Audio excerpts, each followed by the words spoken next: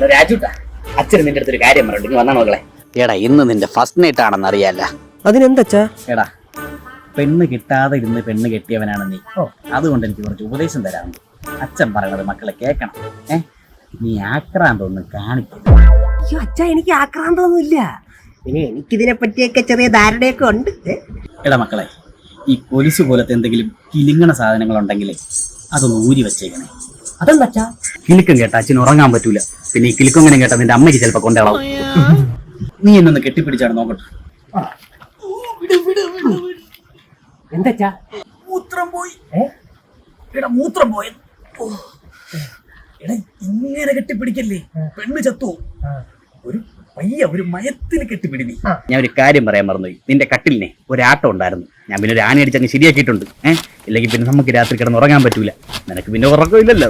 ഏത് അച്ഛാ? എടാ മോനെ, നിനക്ക് എന്തെങ്കിലും ഡൗട്ട് ഉണ്ടെങ്കിൽ അച്ഛനൊരു പ്രാക്ടിക്കൽ ക്ലാസ് എടുത്ത് തരട്ടെ.